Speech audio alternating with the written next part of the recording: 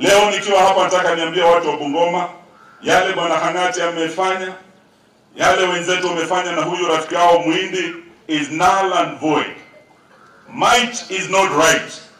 Mnaweza tumia polisi bwana Didmas kupiga sisi risasi na tear gas. Wewe umeenda ukafanya mkutano, si kuona ukipigwa tear gas. Mbona sisi tukija kufanya mkutano kutetea watu wa Bungoma, mbona mnatupiga tear gas? We have the freedom of expression like you have.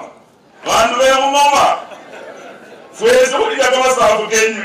Badidi maasmano wa support Muhindi, nendo marone neza kawea kakupingo Muhindi. Fuwezi kuliga kama sababu Kenya. Mchunge sababu zina ndio mwela.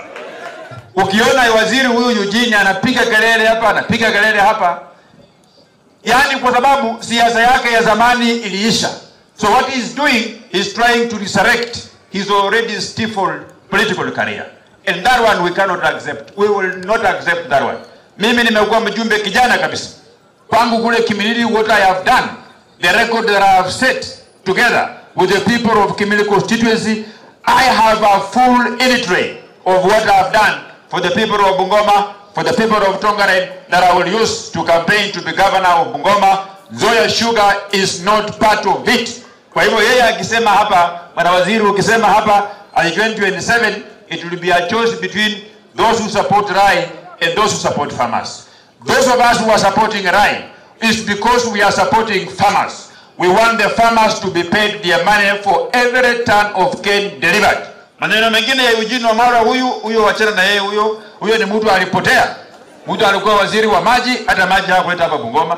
Alikuwa waziri wa majeshi, hata kanisa hii Salvation Army apandishe tu lieutenant, akuwe major, hakupandisha huyo mtu yote. Ni mtu bure kabisa.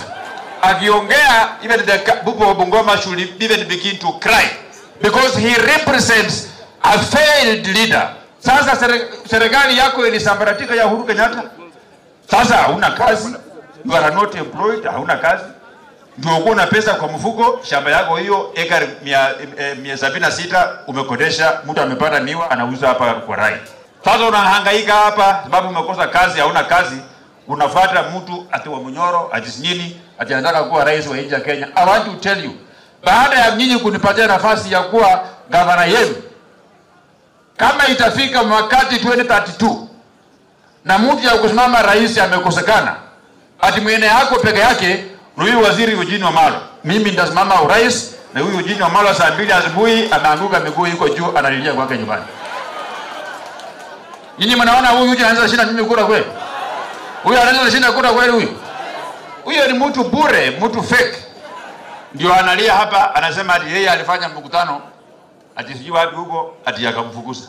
Hata mimi nikafanya mkutano kule Kongoli, wananchi wakakuja wengi wakiwa wamefurahi sana. Ati kwa nini yeye sasa alipigwa tear gas na mimi sikupigwa tear gas? Si mimi ndio serikali? Si yeye alikuwa serikali alafu akaondoka, sasa mimi ndio nimeingia? Si mnasema Eugene out, Didmas in. Sio namna hiyo? So wakati yake ya kuongea on behalf of our community iliisha. Mwenye anaongea on behalf of our community ya Bungoma ni mimi Didmas Wekesa Barasa.